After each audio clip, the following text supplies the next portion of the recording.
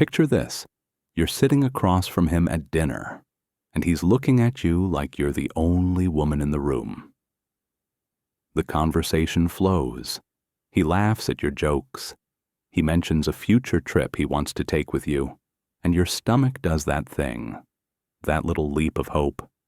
Everything feels promising. But then 3 days pass. No text, no call. Then suddenly he appears, apologetic, attentive again, and you start to wonder if maybe you're being too demanding. If maybe you're reading too much into silence. You're not imagining this. You're not being paranoid. You're not foolish for feeling that something doesn't quite add up. What you're sensing is real, and I'm here to give you the language for it, the framework to understand it, and most importantly, the permission to trust what you already know. Some men don't come to love. They come to take. They come to borrow your time, your energy, your belief in them, and your hope. And they do it so smoothly that you end up questioning yourself instead of questioning them. This isn't to make you cynical, it's to make you discerning. There's a world of difference between the two. Before we go deeper, I want to ask you for something. If this video speaks to you, if even one moment makes you think, that's exactly what happened to me, please like this video. It tells me that these conversations matter.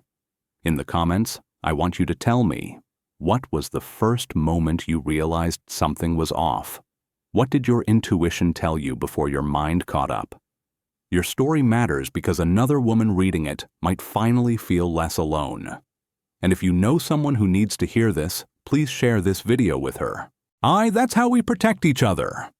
And please, subscribe to this channel and turn on the notification bell. We're building a community of women who trust themselves, and I want you to be part of that. If this video truly helps you, consider sending a super thanks. It means everything to me and to this channel. Here's what we're going to do in the next 15 minutes. I'm going to show you 5 distinct signs that reveal when a man is playing a role instead of building something real. For each one, we'll look at exactly what it looks like in real life. I'll decode the psychology behind why it works on intelligent, loyal, mature women like you. And then I'll tell you precisely what to do, how to respond, how to set a boundary, and how to test his consistency without chasing him.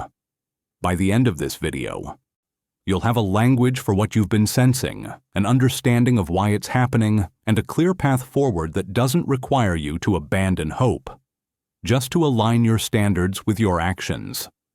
Let's start. Number 1, he creates intensity without consistency. Here's the pattern. When he shows up big. The dates are thoughtful. The conversations go deep. He remembers details about your life and brings them back up weeks later. He talks about the future with specificity, not vague.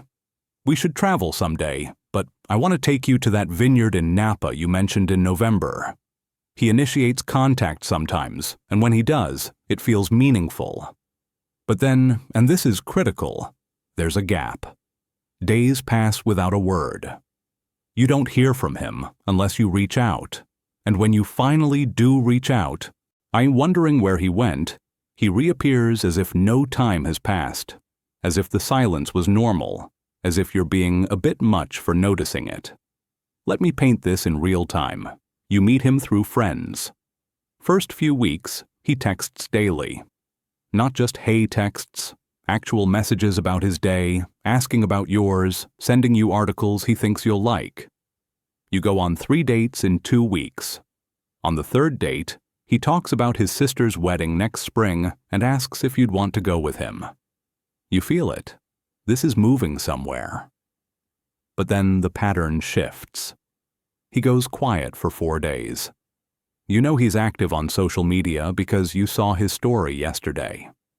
When you finally text him asking how his week was, he responds enthusiastically and suggests meeting up. You get your hopes up. You meet. It's wonderful again. Then another gap. On this time, it's 5 days. You're confused. You're trying to decode whether this is just who he is, whether you're expecting too much, whether older men have different communication styles, whether you should be more independent and not care when he reaches out. You're asking the wrong question. The question isn't, should I care less? The question is he choosing to show up consistently? And the answer, in this pattern, is no. Here's why this works on you specifically. You're not a girl who needs constant validation. You've built a life. You have friends, work, interests. You're genuinely fine alone. So when someone creates moments of real intensity and meaning, you interpret that intensity as care. You think, he wouldn't go that deep if he didn't actually like me. And you're right, he does care in a moment. But caring in a moment is not the same as building with intention. A player understands this about mature women. You don't need him to text constantly. You're not needy. So he uses depth as a substitute for consistency. He makes the time you spend together feel so meaningful that you forgive the weeks you spend wondering where he went. He's learned that high-intensity moments can override patterns of absence. And it works because you're interpreting his depth as evidence of his character when it might just be evidence of his charm. Here's the psychology underneath. Players understand intermittent reinforcement. It's a behavioral principle. When a reward comes unpredictably, it actually creates more attachment than if the reward came consistently. You know this from slot machines. You know this from social media. When you don't know when the next notification will come, you check more often, feel more invested. He's doing the same thing with emotional connection. When he disappears, you start overthinking.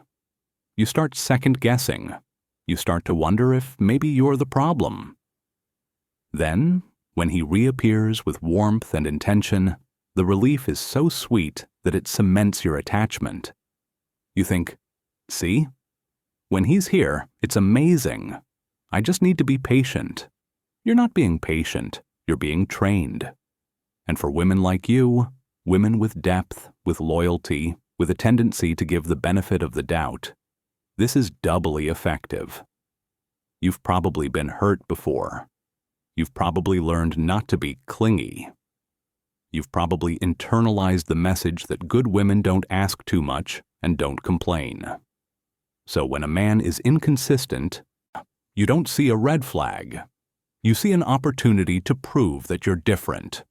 You're not one of those women who needs a man to text back immediately. You're secure. You're independent. You can handle his complexity or his busy schedule or whatever narrative he's created. What you're actually doing is abandoning your own standard, which is that someone who cares about you shows up for you consistently, not just intensely. This doesn't mean you're weak. It means you've been conditioned to value depth over consistency, and a certain kind of man knows this about you. So what do? First, stop interpreting gaps as mystery. Consistency isn't boring. Consistency isn't a sign that a man doesn't have edge or complexity.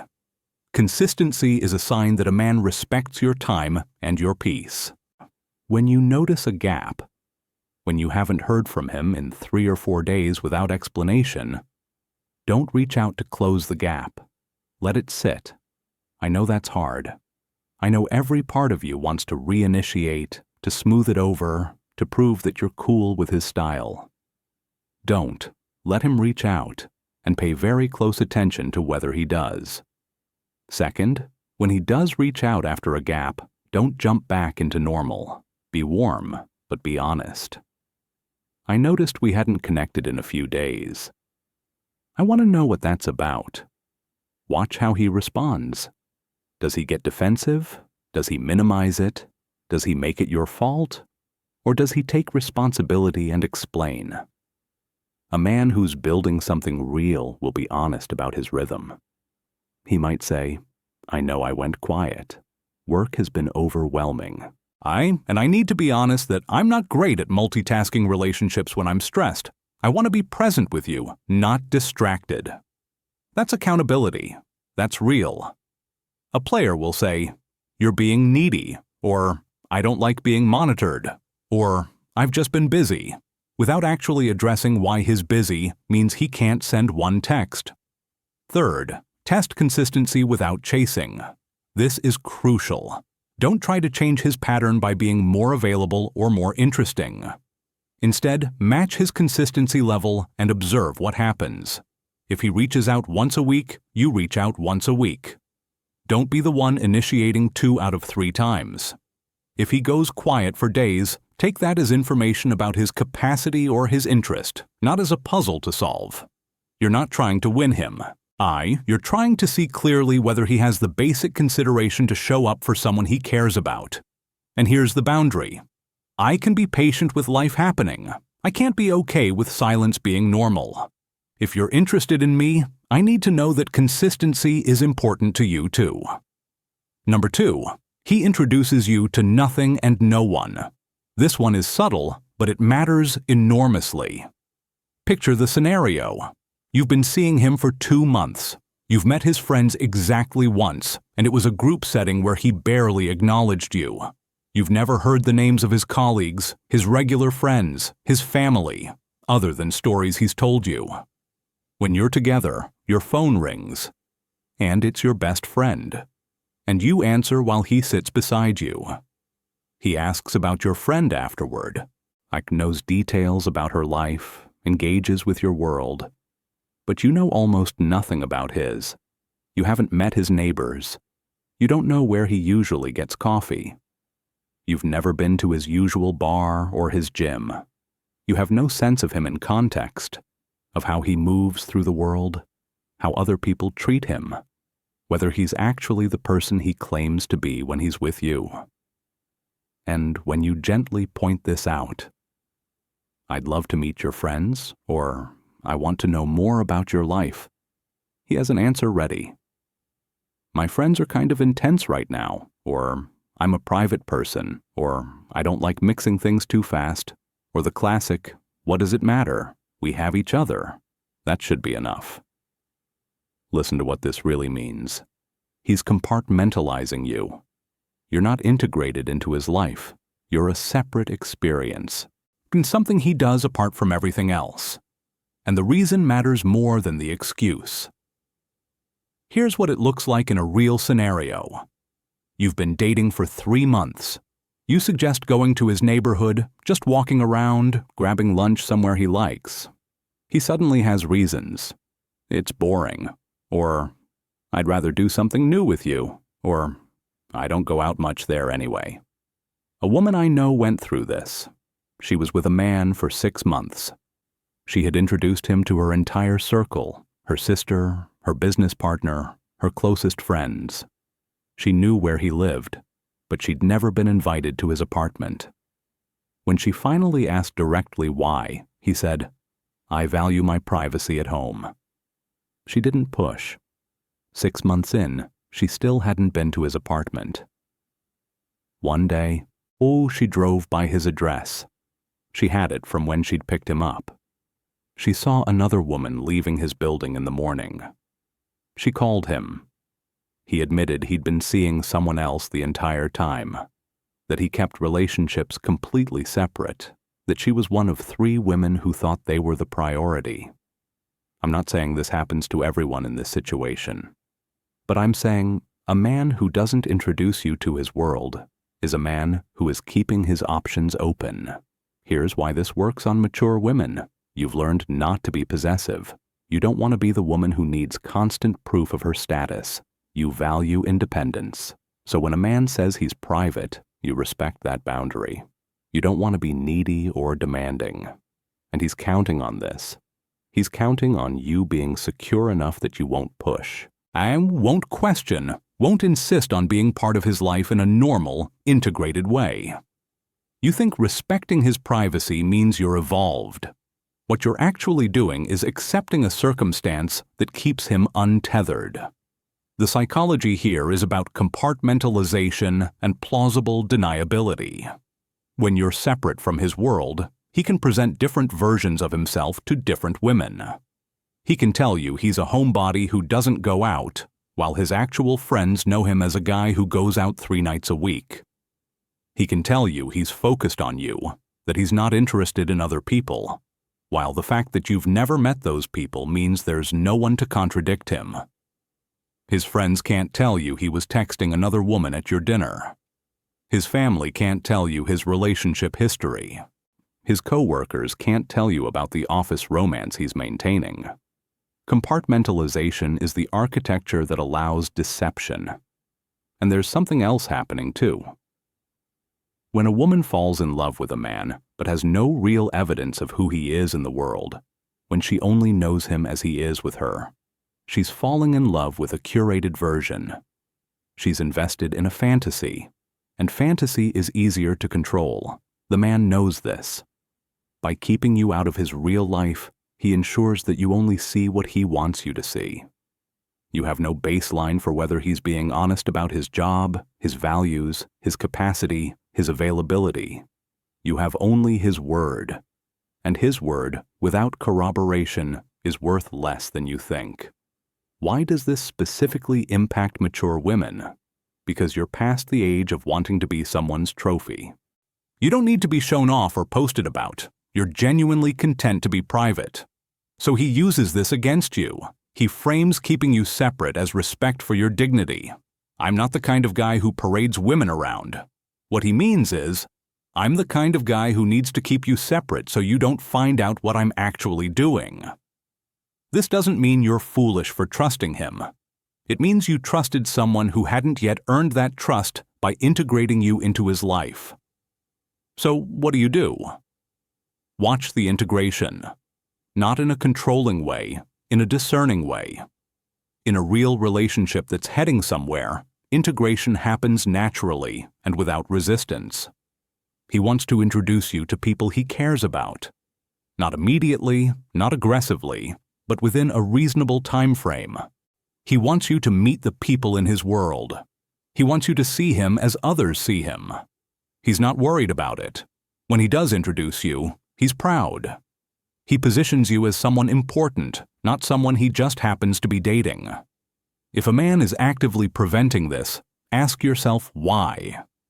Not in a desperate, do you not want me way, but in a practical, does this make sense way. A man who's serious about you wants witnesses to that seriousness. He wants his friends to know about you. He wants there to be real-world evidence of the relationship. If you're 3 months in and you still haven't met a single friend, that's information. If you're 6 months in and you've never been to his home, that's information. If you're a year in and his family doesn't know your name, that's information. None of these things happen by accident. They happen by design. Here's what you can say. I want to be integrated into your life, not separated from it. I want to meet the people who matter to you, and I want you to want that too. If you don't, I need to understand why, and I need to decide if this is actually moving somewhere or if I'm just a compartment. And then, crucially, pay attention to what he does. Does he introduce you? Does he fight you? Does he give excuses? The answer tells you everything. Number 3. He redefines what love means when it becomes inconvenient. This one is insidious because it often sounds like wisdom. Watch it unfold. Early on, he talks about love in certain ways. He's romantic.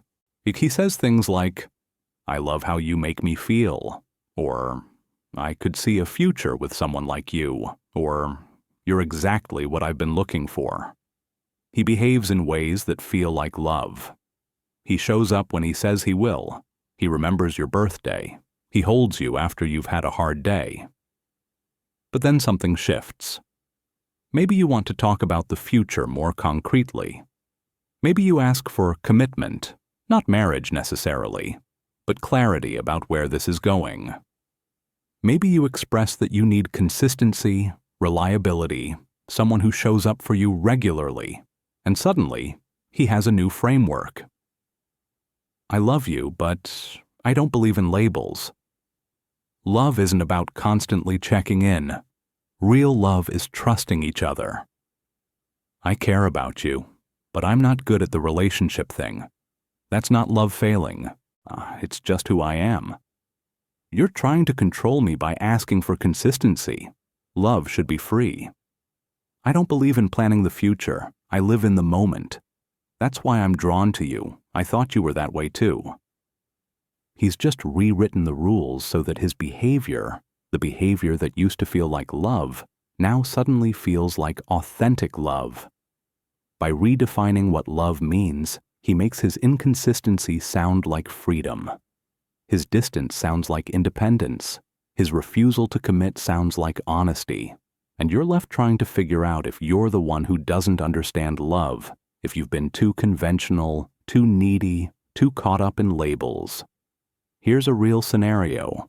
A woman named Rachel was with a man for 14 months. In the first 6 months, he texted her daily. They had weekly dinner dates. He called her on nights he couldn't see her.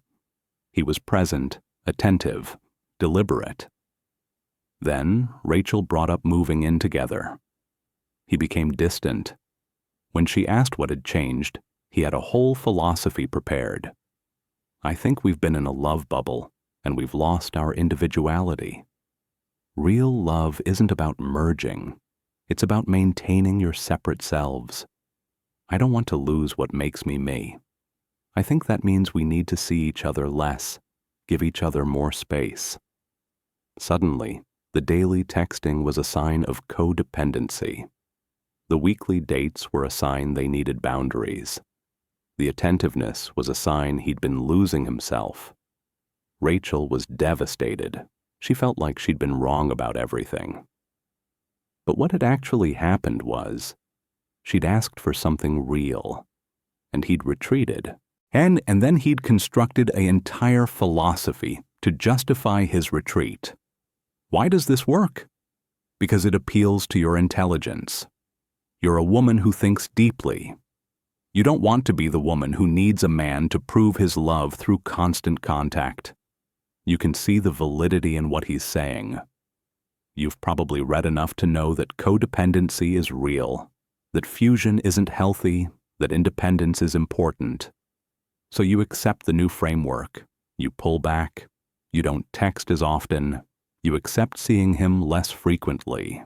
And then, after a few months of this healthier dynamic, you realize you're not actually in a relationship anymore. You're in a casual arrangement where he sees you when it's convenient, maintains his freedom completely, and you're alone most of the time, convinced that this is what enlightened love looks like. And the psychology here is sophisticated. It's called frame control. A player doesn't just lie to you. He changes the frame through which you interpret events. He makes his behavior the baseline, then he reconstructs the meaning of that behavior to suit him. If he's inconsistent, he redefines consistency as controlling. If he's distant, he redefines distance as healthy. If he's emotionally unavailable, he redefines emotional availability as codependency. By shifting the frame, he makes you question your own reasonable needs instead of questioning his unreasonable behavior. And there's a specific reason this works on mature women. You've done the psychological work. You've probably read books about attachment, codependency, healthy boundaries, intellectually that you should be independent. So when he appeals to these concepts, you listen. You think, maybe I've been too clingy. Maybe I am expecting too much. Maybe real love is less intense than I thought. What you don't realize is that he's using your own growth against you. He's weaponizing your self-awareness. This doesn't mean you've been foolish. It means someone has manipulated your intelligence to justify his inconsistency. So what do? Be very careful about sudden reframings. If he was attentive in month 3 and distant in month 9, and he's explaining the distance by redefining what love means, that's a sign he's changing the rules because the old rules didn't serve him anymore. Real love doesn't require a philosophical justification every time you ask for consistency. Real love doesn't need to redefine itself when you ask for clarity. Real love says, I hear you, and I want to show up for you, and here's how I'm going to do that. If he says something like, "I love you, but I don't believe in labels," ask yourself, what does that sentence actually give me? What does it prevent? Often, "I don't believe in labels" means I don't want the commitment that comes with being in a relationship. It doesn't mean he loves you more freely. It means he loves you on his terms, with an escape hatch always available. Here's what you can say. I'm glad you're thinking deeply about what love means. I'm thinking about it too. And what I think is that real love shows up. It's consistent. It doesn't need a philosophical justification every time someone asks for basic reliability. If you love me, I need to know that you want a relationship with me, not just the good feelings I give you. And then watch what he does. Does he step up? Does he recommit to being present? Or does he dig in on the philosophy? The answer matters. Number 4, he creates crises that require you to prove your loyalty. This is the one that often goes unrecognized because it masquerades as vulnerability. Pay very close attention to this pattern. You're getting closer. The relationship is stabilizing. Things feel solid. And then something happens. He has a problem. Maybe it's financial. He's tight on money, and he asks if you can cover dinner. Or he's stressed at work and he starts spiraling, and suddenly he needs a lot of emotional support, texts you constantly about his anxiety, needs you to talk him down from panic multiple times a day. Or there's drama with his ex, or his family is creating chaos, or he's having a mental health crisis. Whatever it is, find it requires something from you. And here's the key part. The crisis seems to coincide with moments when you've asked for something from him, or when the relationship is asking for more commitment. You ask him about meeting his friends, and suddenly his mother's health issue flares up and he needs your support. You suggest moving in together, and suddenly he's having anxiety attacks and you're the only one who can calm him down. You express that you need more consistency, and suddenly there's workplace drama that requires all his attention. The crisis is real. He's genuinely experiencing stress, but the timing is suspicious. He's not creating the crisis from nothing, but he is leveraging real stress to avoid the conversation you're trying to have. Here's what this looks like in practice. Jennifer was with Michael for 8 months. And things were moving well. They were talking about spending more time together. Maybe spending weekends away together. Jennifer mentioned that she wanted to feel more secure, that she wanted to know where this was heading. Michael became very upset. He said that his anxiety was through the roof about his job. His boss had been critical, and he was worried about getting fired. Jennifer set aside her own needs. Instead of continuing the conversation about the relationship, she became Michael's emotional support. She listened to his worries. She reassured him. For 6 weeks, they didn't talk about the relationship at all. Then Michael's job anxiety settled. He realized his boss wasn't actually going to fire him. But the conversation about moving forward never resumed. In fact, when Jennifer brought it back up, Michael said, "I'm still recovering from that stress. I can't handle big relationship decisions right now." The pattern repeated. Every time Jennifer pushed for clarity or deeper commitment, Michael had a crisis that needed her support. A year later, Jennifer finally realized she was being kept in a holding pattern. Michael would create or leverage stress to avoid any conversation that might lock him into commitment. And Jennifer, being caring and loyal, would always prioritize his crisis over her own needs. This works on you because you're a woman who loves. You're not selfish. When someone you care about is struggling, you step up. You make space.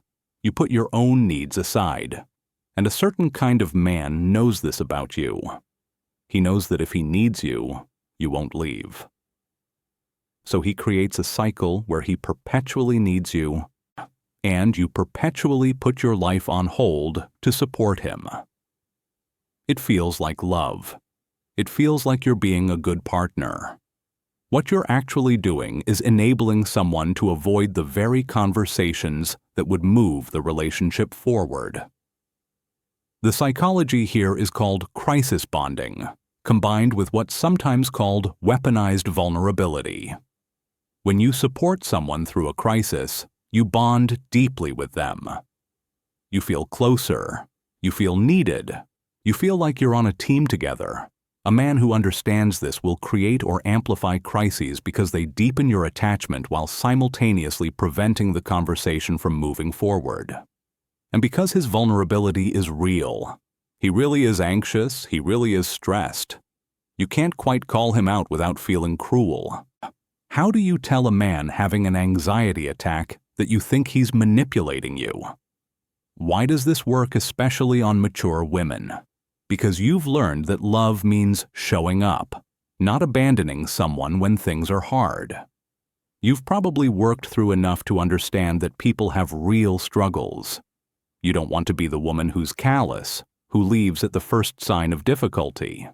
So, when he has a crisis, you stay. You support. You delay your own needs, convinced that this is temporary, that when his crisis passes, you'll be able to have the conversation about commitment. But the crisis never quite ends. There's always another layer of stress, another problem that needs your emotional labor. And you're convinced that if you just love him hard enough, if you just support him through this, he'll be able to show up for you. He won't. This doesn't mean you're foolish for believing in him. It means you've been kind to someone who was using your kindness as a substitute for growth. So, what do? First, recognize the pattern. Not in a paranoid way, but in a practical way. If every time you ask for something, commitment, consistency, clarity, he suddenly has a crisis that needs your support, that's information. It doesn't mean his crisis is fake.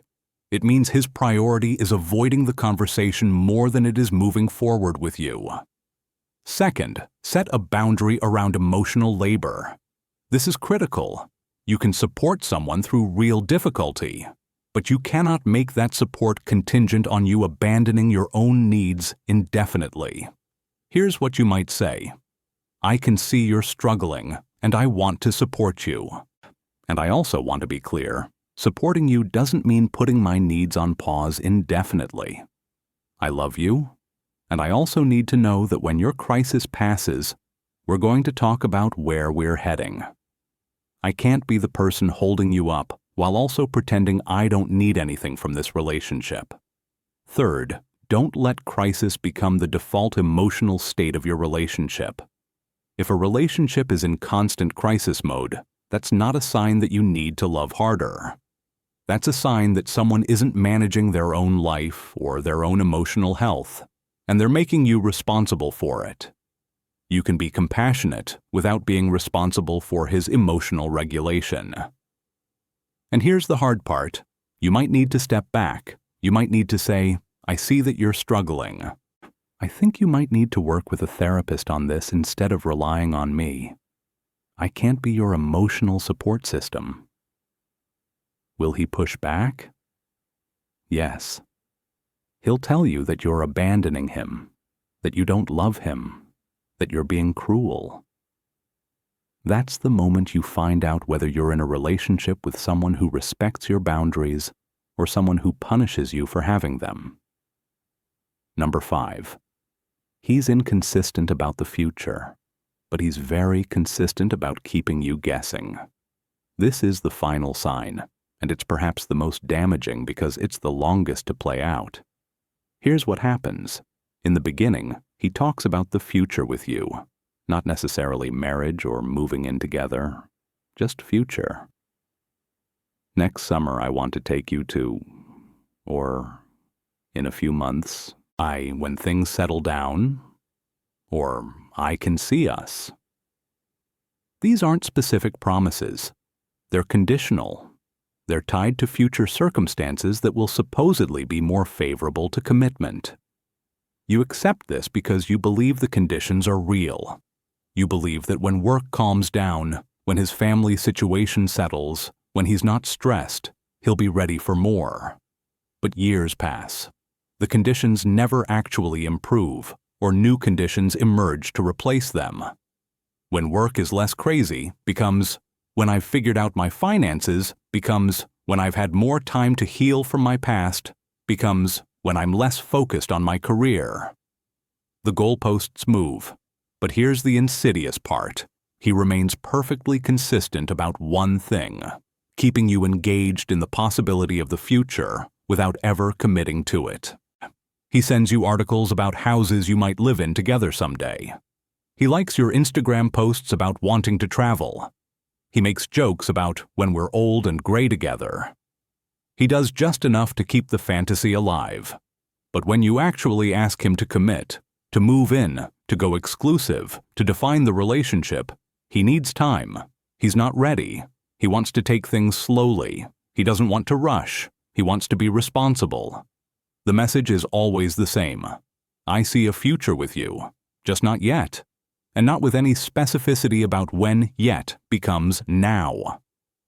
Picture this. Sarah has been with David for 3 years. In year 1, he talked about marriage someday. In year 2, he said he was waiting until his career stabilized. In year 3, he said he wanted to buy a house first, and then they could talk about marriage. Sarah is 48. She wants to build something concrete. She's asked David directly, "Do you want to marry me?"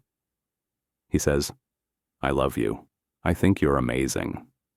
But I'm not sure marriage is for me. I might never want to get married, but I love being with you." And then he does something remarkable. He sends her a house listing for a property with 4 bedrooms and says, "Imagine if we lived here someday." He's keeping the fantasy alive. He's keeping her engaged in the possibility of a future together. But he's not committing to anything real, and Sarah is trapped in a loop. She loves him, she sees a potential future, so she waits. She's been waiting for 3 years. This works on mature women because you understand that real relationships don't move on a timeline. You know that people have different paces. No, you don't want to be the woman who's pushing someone into commitment they're not ready for. You've learned not to force things. So you wait. You tell yourself that actions matter more than words. And yes, his actions of spending time with you are evidence that he cares. But you're missing the fact that spending time with someone and building a future with someone are not the same thing. You can spend time with someone while deliberately avoiding building something real with them. The psychology here is about keeping you in what's called the anxious attachment cycle. You're anxious about the future, so you stay engaged, trying to understand what's blocking him, trying to figure out how to finally make him ready. He keeps offering just enough hope, a future comment, a fantasy conversation, to keep you engaged without ever delivering. And your own loyalty and patience become the mechanism that keeps you trapped. You're so busy being patient and understanding that you're not noticing that years are passing and nothing is changing except your age. And here's the thing about mature women specifically. You have limited time. Maybe not in an absolute sense, but in a practical sense. If you want to build something with someone, if you want to merge lives or have a partnership or get married, there are fewer years ahead than there are behind you. So, being kept in a holding pattern isn't just emotionally painful, it's a genuine loss. Every year you wait for someone to be ready for a future with you is a year you're not building that future with someone who actually wants it. This doesn't mean you've been foolish for believing in him. It means you've been patient with someone who was using your patience as permission to never commit. So what do? Stop accepting future talk as a substitute for present action. This is critical. When he mentions a future together, instead of accepting it as evidence of his commitment, ask him to be specific. That sounds nice. When? What would that actually look like? What do we need to do to move in that direction? Listen to his answer. Is he giving you concrete steps, or is he retreating into vagueness? A man who actually wants a future with you will work toward it. He'll take steps, he'll make plans, he won't just talk about it. And here's the boundary. I appreciate that you can see a future with me. I need to know if it's a future you're working toward, or a future that's just something you say to keep me engaged, because I'm not willing to wait indefinitely for someone to become ready. I'm ready now. So the question is, are you ready to build something real, or do we need to have a different conversation about what this actually is? And then, this is important, actually hear his answer. If he says he's not sure, or he needs more time, or he's not ready for commitment, believe him. Don't try to convince him. Don't think, if I'm patient enough, if I love him enough, if I prove myself enough, he'll change his mind. He won't. People don't change their fundamental stance on commitment because someone loves them. They change when they decide they want something different. And if he's decided that he wants to keep his options open, that he's not ready for commitment, that he needs to take things slowly, indefinitely, then your only job is to decide, am I willing to accept that, or do I need to walk away? I need you to understand something crucial. The reason these 5 patterns are so effective is not because you're foolish, and it's not because they're subtle. It's because they're leveraging something real about you. They're using your capacity for love, your willingness to see the best in people, your ability to be patient and loyal and deep. They're using these things against you. A player understands that you won't abandon someone for being inconsistent because you've learned not to be cold. He understands that you won't demand integration into his life because you respect his boundaries. He understands that you'll accept his redefinition of love because you're intelligent enough to see the validity in it. He understands that you'll support him through crises because you believe in showing up for people. He understands that you'll wait for his future because you know that real relationships don't move on arbitrary timelines. What you need to understand is this: none of these things, your capacity for love, your patience, your loyalty, your intelligence, none of them are mistakes. They're beautiful, they're valuable, and they deserve to be directed towards someone who's also showing up with those same qualities. Let me be very clear about something. This isn't about blaming you. This is about awareness. The difference between a good woman and a woman being played is not that the good woman doesn't love enough. And it's that the woman being played is loving someone who isn't actually present. She's giving to someone who's taking. She's building with someone who's keeping his exit strategy open. And the tragedy isn't that she loved. The tragedy is that her love went to someone who didn't deserve it. The patterns we've talked about, the inconsistency, the compartmentalization, the reframing, the crisis bonding, the future faking. These are all mechanisms of control. They keep you confused. They keep you trying. They keep you uncertain enough that you don't trust your own instincts. A man who's actually building with you doesn't need these mechanisms. He doesn't need to keep you guessing because his actions are clear.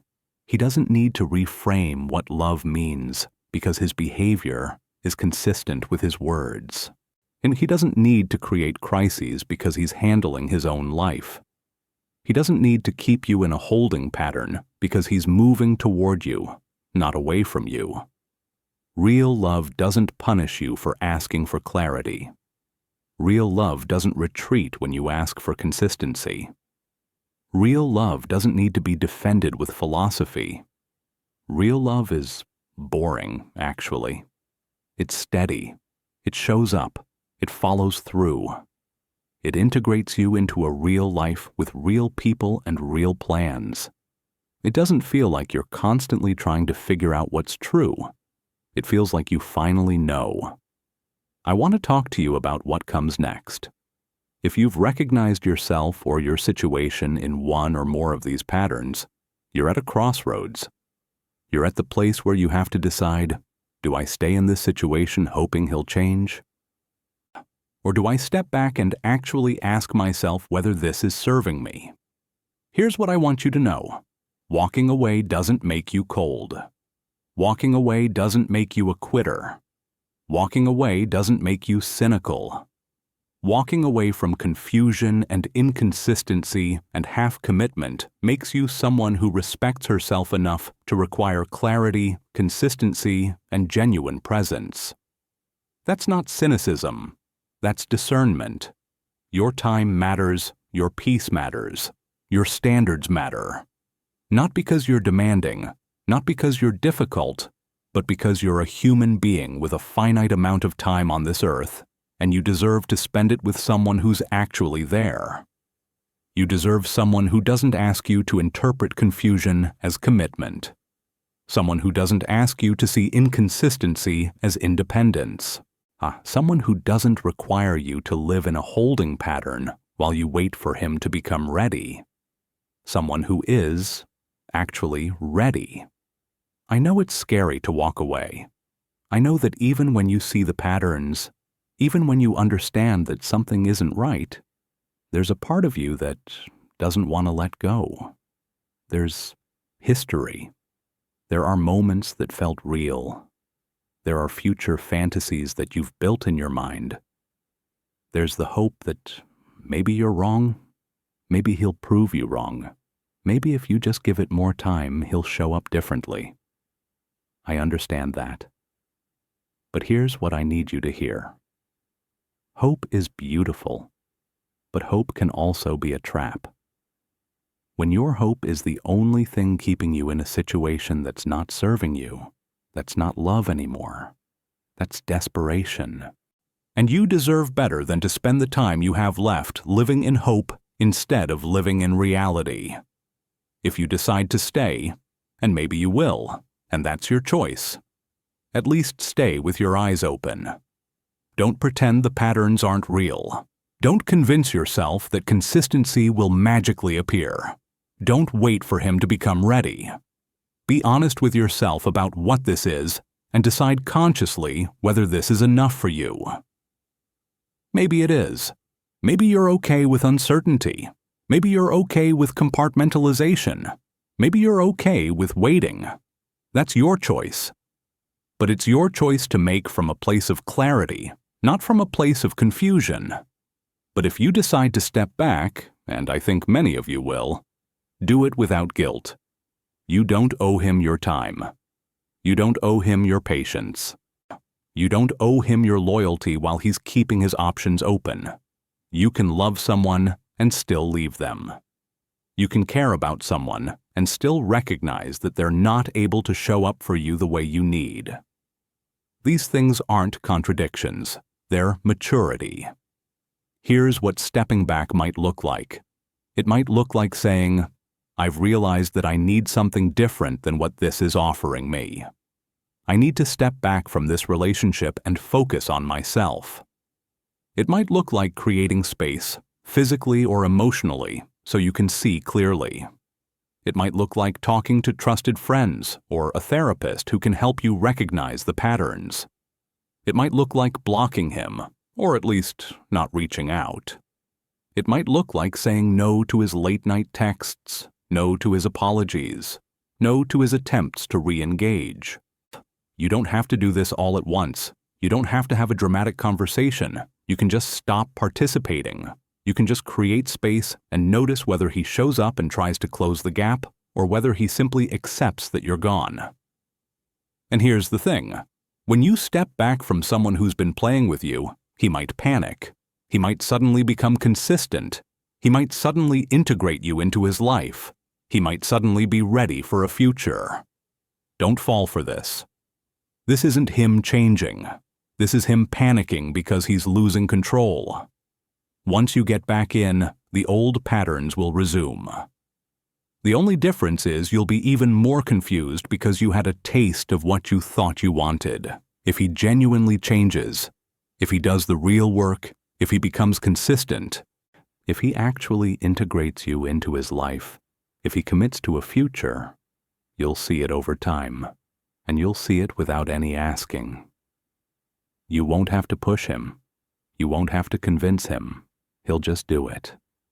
And when that happens, then you can make a different choice. But here's my honest truth with you. Most of the time, the patterns don't change because the man has no incentive to change them.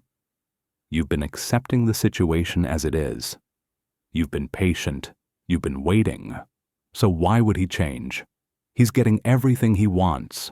Your time, your attention, your emotional labor, your hope, your loyalty, without having to commit to anything. He's won. From his perspective, the system is working perfectly. The only thing that will shift this is if you shift it, if you stop accepting less, if you require consistency, if you demand integration, if you refuse to wait indefinitely, if you leave. The only power you have in this situation is the power to say no. And the beautiful, scary truth is that saying no is also the most powerful thing you can do. Your time is valuable. Your energy is precious. Your heart is not a playground. These aren't things you have to earn the right to believe.